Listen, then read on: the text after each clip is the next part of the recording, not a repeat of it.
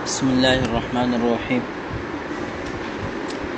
الأصل الثاني من التاسع وهو أنه لا يشترط مع نية القلب التلفظ في جميع عبادات.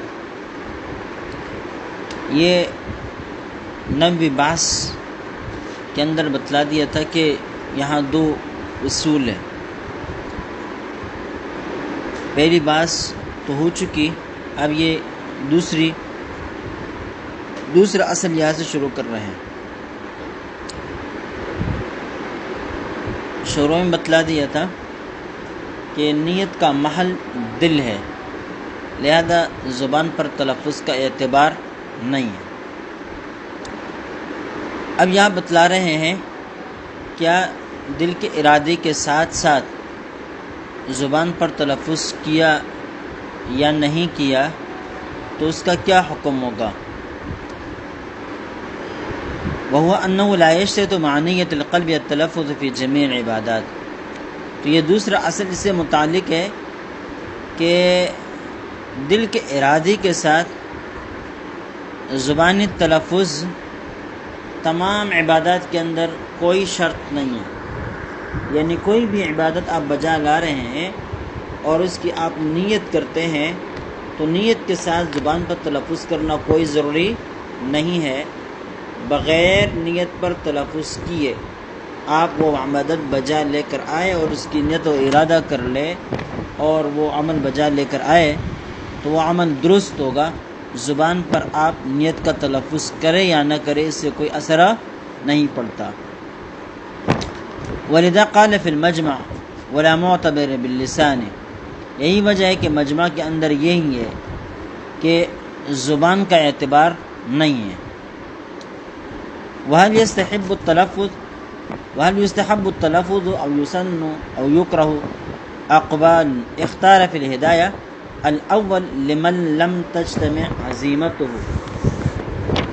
ٹھیک ہے کہ زبان پر تلفظ کسی بھی عبادت کے صحت کے لیے کوئی شرط نہیں، بغیر نیت پر تلفظ کیے بھی عبادت درست ہوتی ہے اور صحیح ہے.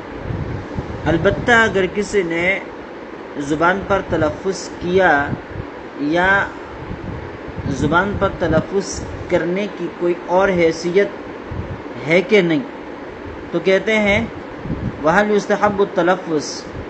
کیا زبان سے تلفظ کرنا مستحب ہوگا یا مسنون ہوگا یا مکروہ ہوگا. اس بارے میں مختلف اقوال ہیں. اختار فی الہدایہ، ہدایہ میں ہے الاول لمن لم تجتمع عزیمتہ. صاحب ہدایہ نے پہلے والے قول کو اختیار کیا ہے اس شخص کے لیے جس کی نیت و ارادہ مجتمع نہ ہوتا ہو، یعنی تردد، شکوک و شبہات اور اوہام نے اس کو اپنے گرفت میں لے لیا ہو. ایسا آدمی اگر اطمینان قلبی کے لیے اور اپنے دل کو ایک کام کے اوپر مجتمع کرنے کے لیے زبان سے تلفظ کرتا ہے تو یہ اس کے لیے مستحب ہوگا. وفی فتح القدیر لم ينقل عن النبی صلی اللہ علیہ وسلم واصحابہ التلفظ بالنیت. فتح القدیر میں ہے کہ نبی پاک صلی اللہ علیہ وسلم اور صحابہ کرام سے نیت پر تلفظ یہ منقول نہیں ہے. لا فی حدیث صحیح ولا ضعیف. نہ کسی صحیح حدیث میں اس کا ذکر ہے نہ کسی ضعیف روایت میں اس کا ذکر ہے کہ آپ صلی اللہ علیہ وسلم نے یا صحابہ کرام نے نیت پر تلفظ اور تکلم کیا. وزاد ابن امیر حاج انه لم ينقل عن الائمة الاربعۃ. یہ ابن امیر حاج رحمہ اللہ نے اس پر یہ اضافہ کیا کہ ائمہ اربعہ سے بھی اس حوالے سے کچھ بھی منقول نہیں ہے. تو پتہ چلا کہ زبان سے نیت کا تلفظ کرنا یہ نہ آپ صلی اللہ علیہ وسلم سے منقول ہے، نہ صحابہ کرام سے منقول ہے اور نہ ائمہ اربعہ سے منقول ہے. لہذا نتیجہ یہ نکلا کہ جو چیز آپ صلی اللہ علیہ وسلم سے یا صحابہ وغیرہ سے منقول نہیں ہے اور اس کو اگر مستحب سمجھا جائے، مسنون سمجھا جائے تو یہ بدعتی تصور کر لیا جائے گا. جیسے کہ علامہ حموی رحمہ اللہ نے ابن تیمیہ رحمہ اللہ کے حوالے سے لکھا ہے کہ چونکہ یہ صحابہ کرام سے آپ وسلم سے منقول نہیں ہے، لہذا اس کو مسنون سمجھنا یا اس کو مستحب سمجھنا یہ بدعت ہی ہوگا. البتہ صرف اور صرف استحضار قلبی کے لیے، اطمینان کے لیے کوئی شخص نیت کرتا ہے، اس کو مسنون نہیں سمجھتا، تو یہ اس کے لیے درست اور جائز ہوگا. وفی المفید کرہ بعض مشایخنا النطق باللسان. مفید میں ہے کہ ہمارے بعض مشایخ نے زبان پر تلفظ کرنے کو مکروہ قرار دے دیا ہے. ورآہ الآخرون سنتاً، اور بعض حضرات نے ان کو سنت بھی مانا ہے. تو جو حضرات کہتے ہیں کہ مکروہ ہے نا، تو وہ اس بنا پر کہ آپ صلی اللہ علیہ وسلم سے صحابہ کرام وغیرہ سے اس بارے میں کچھ بھی منقول نہیں ہے. اب جو اس کو مسنون سمجھے گا یا مستحب سمجھے گا تو گویا کہ غیر منقولی چیز کو وہ استحباب کا یا مسنونیت کا درجہ دے رہا ہے، اس وجہ سے یہ مکروہ ہوگا بلکہ بدعت میں شمار ہوگا. ورآہ الاخرون سنتاً، اور دیگر حضرات نے اس کو سنت یعنی بہتر طریقہ قرار دے دیا.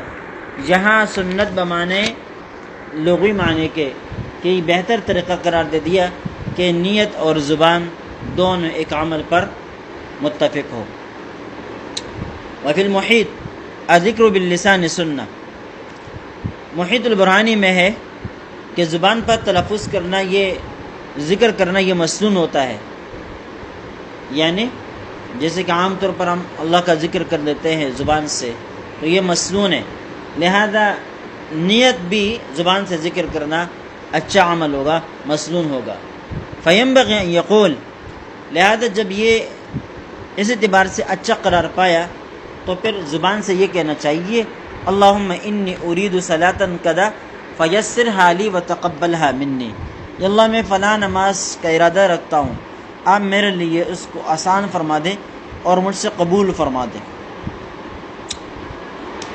یہ نفل نمازوں کی نیت ہو یا فرض نمازوں کی نیت ہو، کوئی بھی اللہم انی ارید صلاۃ کذا، یعنی اللہم انی ارید ان اصلی صلاۃ مغرب او الظہر او العصر وغیرہ وغیرہ، جو بھی ہو فرض نماز ہو تو اس کی نیت کیا جائے یا فرض الوقت کہہ دیا جائے.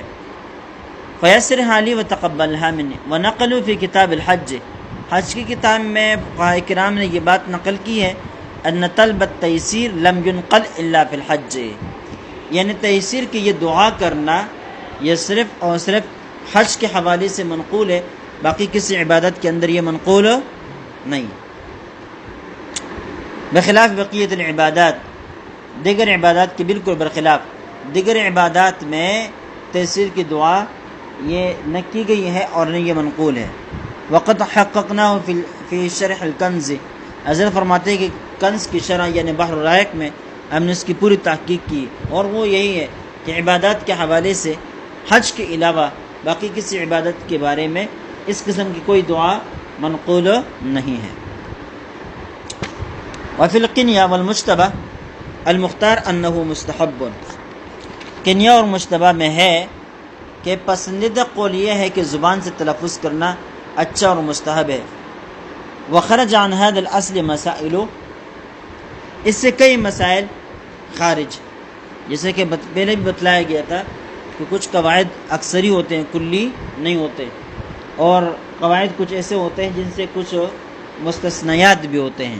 یہی وجہ ہے کہ قاعدے کو مد نظر رکھ کر کسی کو فتویٰ دینا جائز اور درست نہیں ہوتا. یہاں دیکھیں یہ بتلا دیا کہ عبادات میں نیت پر تلفظ کرنے کا کوئی اعتبار نہیں ہے، یہ قاعدہ گزر گیا. لیکن اس قاعدے سے کچھ مسائل مستثنیٰ ہے کہ وہاں زبان پر تلفظ ہی کرنا لازمی ہوگا، ورنہ صرف اور صرف نیت کے اعتبار سے، نیت کی وجہ سے کوئی چیز لازم نہیں ہوگی. مثال کے طور پر کہتے ہیں منہا النظر، پہلی چیز جو ہے وہ نظر ہے. لا تکفی فی ایجابی النیہ، نظر کی واجب کرنے میں صرف نیت کافی نہیں ہے بل لابد من التلفظ به صرحوا به بباب الاعتکاف، بلکہ نظر کے لیے زبان سے تلفظ کرنا لازمی ہوگا. زبان سے تلفظ کرنا کیا ہوگا بھائی؟ لازمی ہوگا. اس کی تصریح باب الاعتکاف میں حضرات نے کی ہے. کوئی شخص اپنے اوپر اعتکاف کو لازم کر دیتا ہے کہ اگر نفس ارادہ ہے تو اس سے اعتکاف لازم نہیں ہوتا، لیکن زبان سے اگر کہہ دیا ہے تو پھر اس وقت میں لازم ہوگا.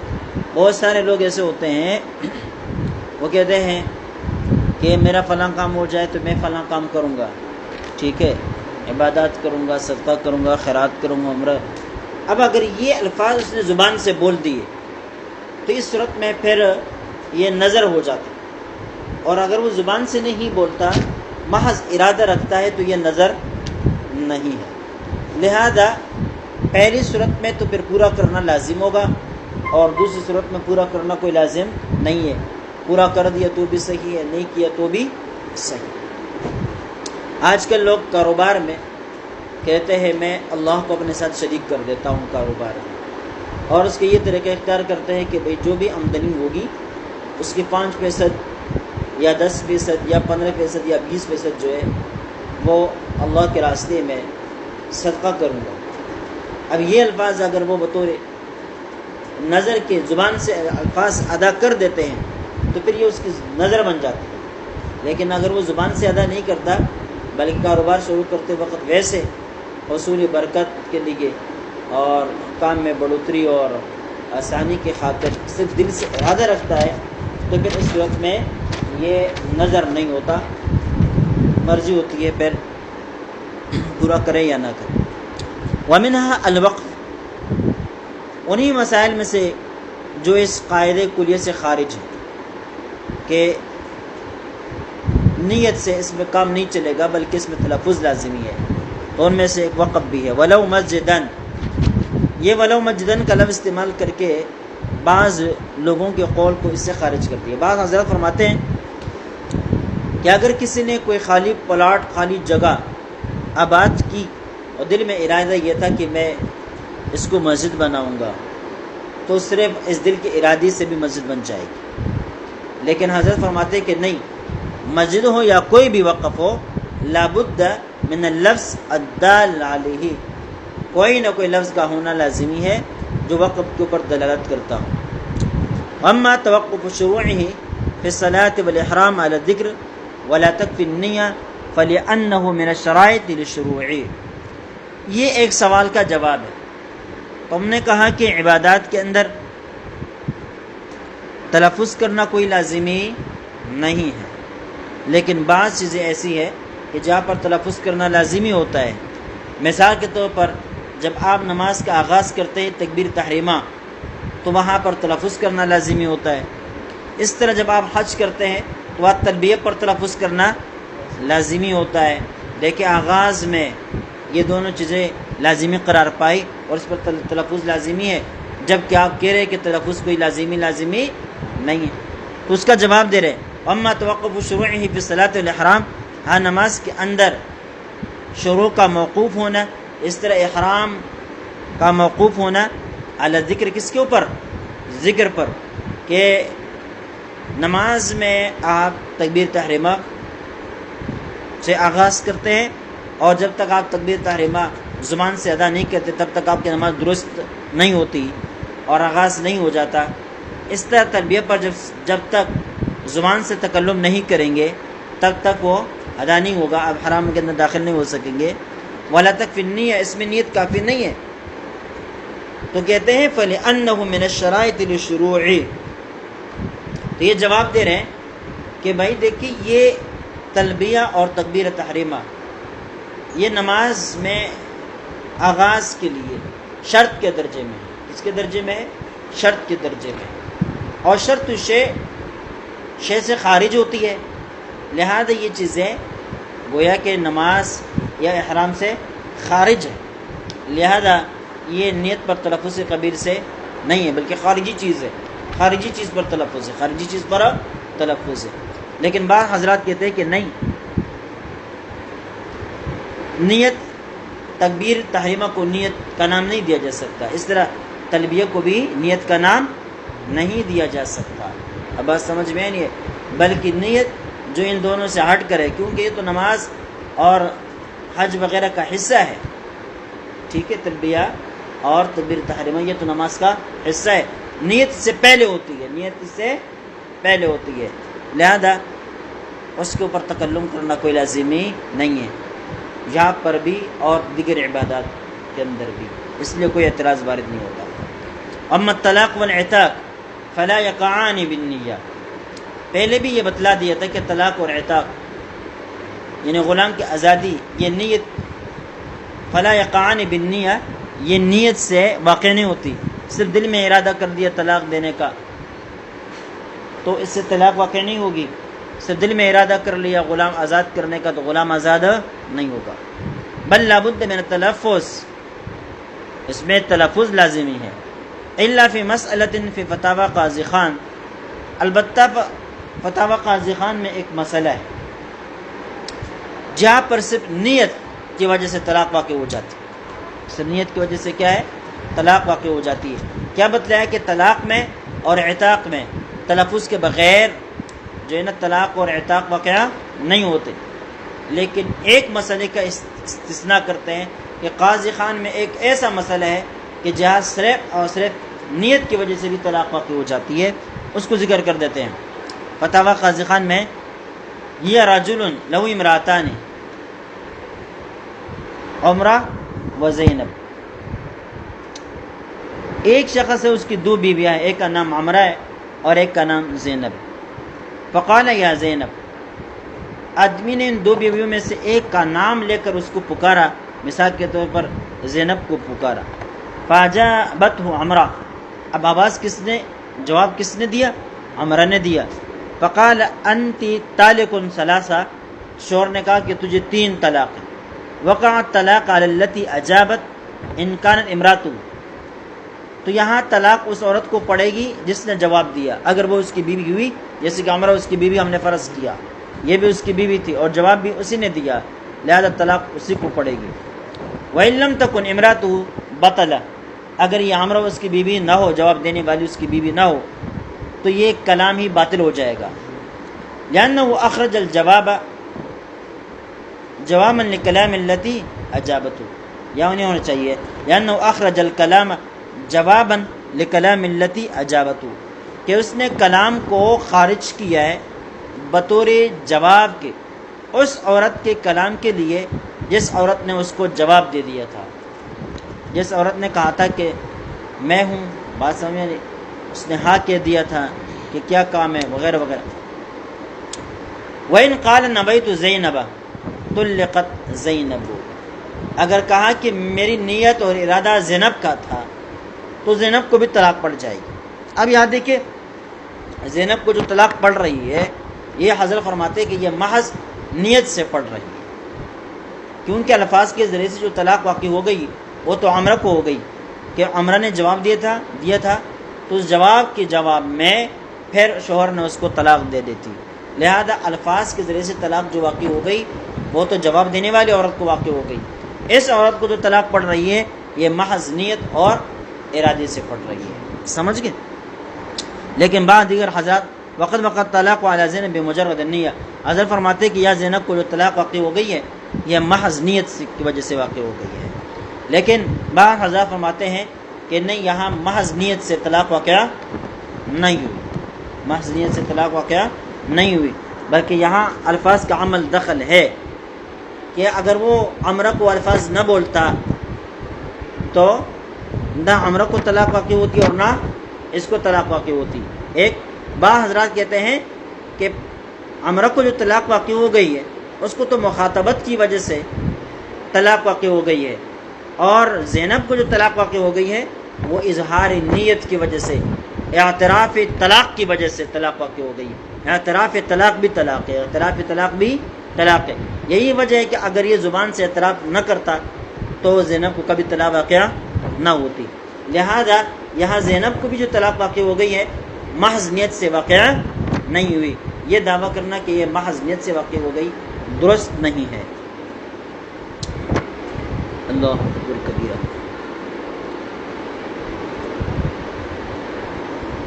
ومنها حدیث النفس، انہی میں سے ہے حدیث النفس ہے، یعنی جس میں صرف نیت کا عمل دخل نہیں ہوتا، نیت کا اعتبار نہیں ہوتا، بلکہ زبان سے تلفظ کرنا بھی لازمی ہوتا ہے، وہ حدیث النفس ہے۔ حدیث النفس کیا ہے؟ آگے اس کی خود تعریف تشریح آ رہی ہے۔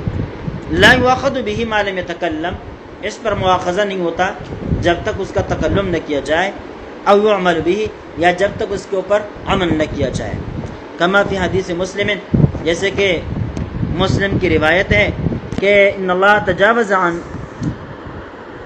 لامتی ما حدثت به انفسها، یعنی میری امت سے اللہ تعالیٰ نے تجاوز فرما دیا ان باتوں کا جو ان کے دل کے اندر پیدا ہوتی ہے، جب تک وہ اس کے اوپر تکلم نہ کرے یا جب تک وہ ان کے اوپر عمل نہ کرے۔ تو اللہ تعالیٰ نے حدیث النفس، دل کے اندر پیدا ہونے والے خیالات پر پکڑ کو کیا کیا ہے بھائی؟ موقوف کر دیا، اس کے اوپر پکڑ دکڑ نہیں۔ وحاصل ما قالوہ، فقہاء کرام نے اس بارے میں جو کہا ہے اس کا حاصل یہ ہے کہ ان الذی یقع فی النفس من قصد المعصیۃ بالطاعۃ علی 5 مراتب، کہ دل کے اندر جو ارادے پیدا ہوتے ہیں معصیت کے یا اطاعت کے، کبھی دل کے اندر گناہوں کے خیالات پیدا ہو جاتے ہیں، ارادے پیدا ہو جاتے ہیں، اور کبھی کبھی نیکیوں اور طاعت کے کہ میں نے نیک بن جانا ہے، فلاں یہ ہونا ہے، وہ ہونا ہے، فلاں نیک کام کرنا ہے، تو نمازیں پڑھنی ہے، اور یہ تو اب یہ کہہ رہے علی 5 مراتب، اس قسم کے دل کے اندر جو خیالات پیدا ہوتے ہیں، ارادے اور نیتیں وغیرہ جنم لیتی ہیں، یہ 5 مراتب پر ہے۔ پہلا مرتبہ اس کو حاجز کہتے ہیں۔ کیا کہتے ہیں؟ حاجز کہتے ہیں، یاد کرنے کی چیزیں بھائی۔ وہ ما یلقی فیہا، یہ وہ ہے جو دل کے اندر ڈال دیا جاتا ہے، یعنی خود بخود یہ خیالات دل کے اندر جو آ رہے ہوتے ہیں بغیر کسی اختیار کے، اس قسم کے خیالات کو حاجز کہا جاتا ہے، نیک خیالات ہو یا برے خیالات ہو۔ ثم جریانہ فیہا والخاطر، پھر نفس کے اندر یہ جو خیال آیا خود بخود، اگر یہ اس میں چلنے لگا، دل کے اندر گشت کرنے لگا، یعنی ٹہرنے لگا، تو کہتے ہیں پھر یہ حاجز سے خاطر بن جاتا ہے۔ آیا غائب ہو گیا، ٹہرا نہیں، تو یہ حاجز ہے، لیکن آیا خود بخود آیا، پیر دل کے اندر ٹہرنے لگا، ٹہر گیا، چلنے پھرنے لگا، تو یہ خاطر بن گیا۔ کیا بن گیا؟ خاطر بن گیا۔ ثم حدیث النفس، پھر تیسرا درجہ جو ہے وہ حدیث النفس کا ہے۔ وہ ما یقع فیہا من التردد، حدیث النفس کیا ہے؟ دل کے اندر اب تردد ہونے لگا کہ یہ کروں یا نہ کروں، ہونا چاہیے یا نہیں ہونا چاہیے، اس قسم کا تردد جب دل کے اندر پیدا ہونے لگ جائے تو پھر اس کو حدیث النفس کہتے ہیں، اور یہ خیالات کا تیسرا مرتبہ اور درجہ ہے۔ حل یفعل اولا۔ ثم الہم، چوتھا مرتبہ جو ہے وہ ہم کا ہے، وہ ترجیح قصد الفعل، وہ جانب فعل کو ترجیح دینا، جانب فعل کو ترجیح دینا۔ جیسے کہ ہم کے اندر تو یہ بتلایا کہ کروں یا نہ کروں، کسی ایک طرف ترجیح جب نہ ہو تو اس کو ہم کہتے ہیں، لیکن جب کسی ایک طرف ترجیح ہونے لگ جائے تو پھر اس کو کیا کہتے ہیں؟ نہیں، کسی ایک طرف جب ترجیح نہ ہو تو اس کو حدیث النفس کہتے ہیں، لیکن جب ایک طرف ترجیح ہونے لگ جائے تو پھر اس کو کیا کہتے ہیں؟ ہم کہتے ہیں، ہم۔ ثم العزم، پھر 5واں مرتبہ جو ہے وہ عزم کا ہے، وہ قوت ذلک القصد والجزم به، کہتے وہ جو یہ قصد اور ارادہ کیا تھا نا کہ ایک جانب فعل کو ترجیح دے دیتی دل کے اندر ہم کے درجے میں، اب یہی جو جانب فعل کو ترجیح دے دی تھی، اب جب یہ قوی ہو جاتا ہے اور اس کے اوپر پکا ارادہ ہو جاتا ہے تو پھر اس کو عزم کہتے ہیں، پھر اس کو کیا کہتے ہیں؟ عزم کہتے ہیں۔ کل کتنے قسمیں ہو گئی؟ 5، عاجز، خاطر، حدیث النفس، ہم اور عزم، ٹھیک ہے۔ اب ہر ایک کا حکم بیان کرتے ہیں۔ فالحاجز لا یؤخذ به اجماعا، اس بات پر سب کا اجماع ہے کہ حاجز کے اوپر کوئی پکڑ دکڑ نہیں، لأنه ليس من فعله، اس لیے کہ یہ انسان کے اختیار میں نہیں ہے، انما هو شيء ورد عليه لا قدرت له ولا صنع، یہ ایسی چیز ہے جو انسانی دل کے اوپر وارد ہوتی رہتی ہیں، انسان کو اس پر کوئی قدرت نہیں ہوتی اور نہ اس کے اندر انسان کا کوئی عمل دخل ہوتا ہے، لہذا یہ غیر اختیاری فعل اور معاملہ ہے تو لا یکلف اللہ نفسا الا وسعها کے مطابق اس کے اوپر کوئی پکڑ دکڑ نہیں. والخاطر والذی بعدہ کان قادرا علی دفعہ بصرف الحاجز اول ورودہ ولیکن خاطر اور وہ جو اس کے بعد ہے. خاطر کے بعد کیا ہے؟ حدیث النفس. یہ دونوں ایسی چیزیں ہیں جن کو دفع کرنے پر انسان قدرت رکھتا ہے. یعنی حاجز کی آمد پر انسان قدرت تو نہیں رکھتا اس کے چلے، لیکن حاجز جب دل کے اندر پیدا ہوا، اس ٹہر گیا، اس کے ٹہرانے کو دفع کر دینا اس کے اختیار میں تھا، اس کے اختیار میں تھا. اس طرح حدیث النفس کے درجے تک یہ جب ارادہ پہنچا، خیال پہنچا، تو اس کو دفع کرنا اس انسان کے اختیار میں تھا. لہذا عقل کا تقاضا یہ ہے کہ خاطر کے اوپر اور حدیث النفس کے اوپر پکڑ ہونی چاہیے، کیونکہ یہ انسان کی قدرت میں ہے. انسان کی قدرت میں ہے. جب انسان کی قدرت میں ہے تو پھر اس کے اوپر حکم مرتب ہونا چاہیے. اس کے اوپر کیا ہونا چاہیے؟ حکم مرتب ہونا چاہیے. کیوں؟ کان قادرا علی دفعہ، کہ انسان قادر ہے اس کے دفع پر، بصرف الحاجز سے اول ورودی، کہ حاجز آتے ہی اس کو دفع کر دیتا تو خاطر اور حدیث النفس نہ بن جاتا، لیکن جب اس نے دفع نہیں کیا تو وہ خاطر اور حاجز بن گیا. لہذا عقل کا تقاضا تو یہ کہ اس کے اوپر مواخذہ ہونا چاہیے. ولیکن ہوا وما بعدہ من حدیث النفس مرفوعان بالحدیث الصحیح، لیکن یہ خاطر اور خاطر کے جو بعد یعنی حدیث النفس ہے، یہ صحیح حدیث کی روح سے دونوں مرفوع ہے، یعنی اس کے اوپر پکڑ دکڑ نہیں ہے. وہ حدیث صحیح جو گزر چکا نا کہ نبی صلی اللہ علیہ وسلم کیا فرمایا؟ ان اللہ تجاوز عن امتی بما حدثت نفسها، کہ میری امت کے جو دل میں خیالات حدیث النفس کے درجے میں آتے ہیں، حدیث النفس کے درجے میں آتے ہیں، اللہ تعالیٰ نے کیا کر دیا؟ اس سے درگزر فرما دیا. تو جب حدیث النفس کے درجے تک معاف ہے تو حدیث النفس جو پہلا درجہ ہے خاطر کا، وہ بدرجہ اولا معاف ہوگا، وہ بدرجہ اولا معاف ہوگا، اس کی پکڑ نہ ہوگی. وَإِذَا ارْتَفَعَ حدیث النفس ارتفع ما قبلہ بالطریق الاولا، کہتے ہیں جب حدیث النفس مرتفع ہو گیا تو اس کے جو ما قبل ہے وہ بدرجہ اولا مرتفع ہوگا. وهذه الثلاثة لو كانت في الحسنات لم يكتب له بها اجر لعدم القصد. کہتے ہیں ان تین درجات میں اگر برائی کا خیال آتا ہے، معصیت کا خیال آتا ہے، تو اس کے اوپر پکڑ دکڑ نہیں ہے. لہذا اگر ان تین درجات میں کسی نیکی کا خیال آتا ہے تو اس نیکی پر بھی کوئی ثواب نہیں ملے گا، اس لیے کہ اس کے ساتھ قصد شامل نہیں.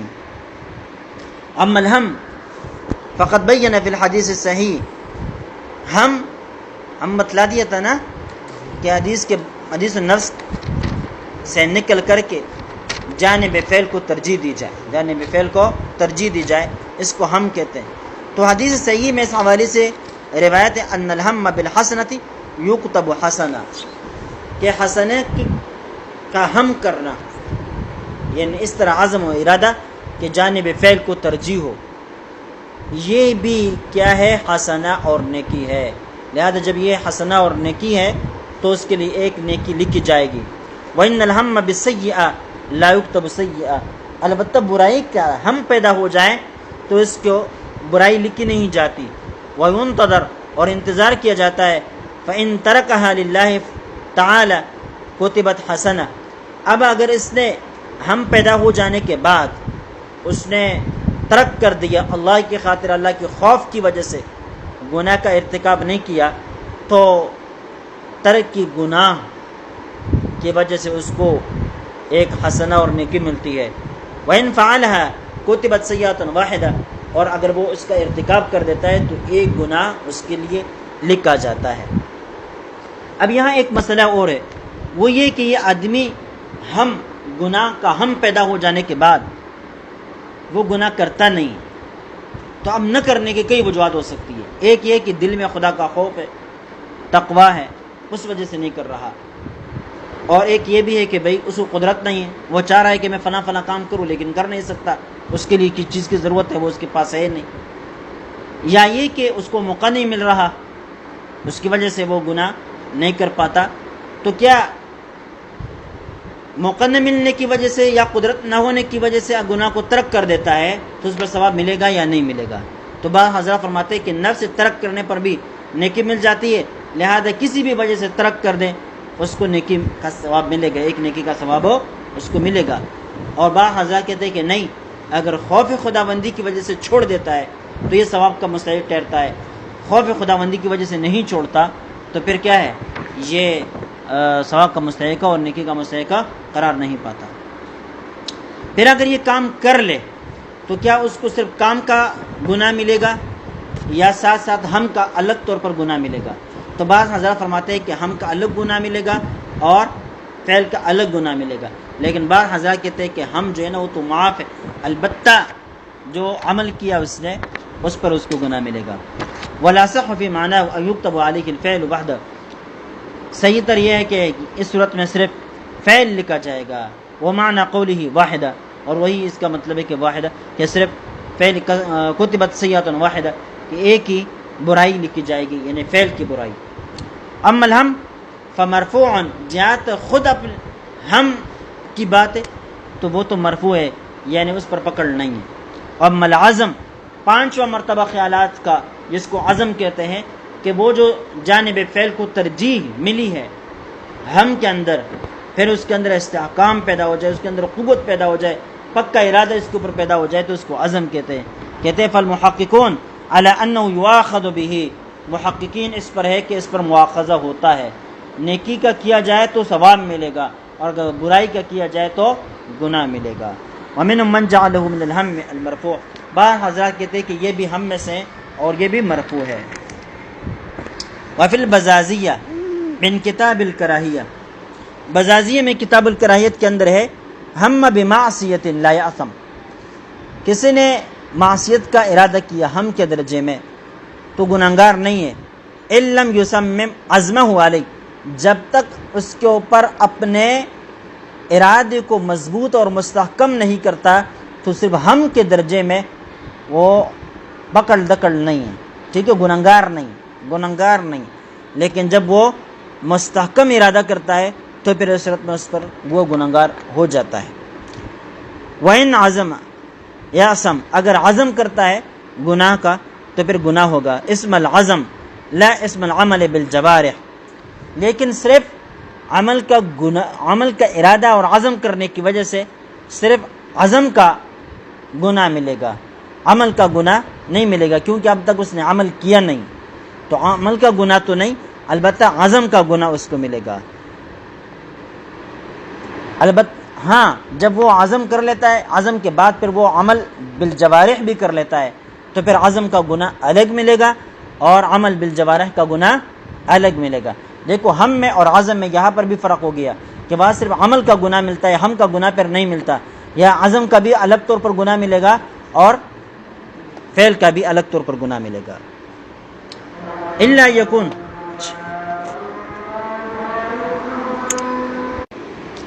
تو یہ جو لا اسم العمل بالجوارح، جوارح کے اوپر کے ذریعے سے جب تک عمل نہ کرے تو عمل کا گناہ نہیں ملے گا۔ الا ان یکون امر یتم مجرد العزم کالکفر، البتہ اگر وہ معاملہ اس قسم کا ہو کہ جو صرف اور صرف دل کے ارادے اور عزم سے پورا ہو جاتا ہو، وہ عمل اس قسم کا ہو تو پھر اس پر عمل کا بھی گناہ ملے گا، کالکفر، جیسے کہ کفر ہے۔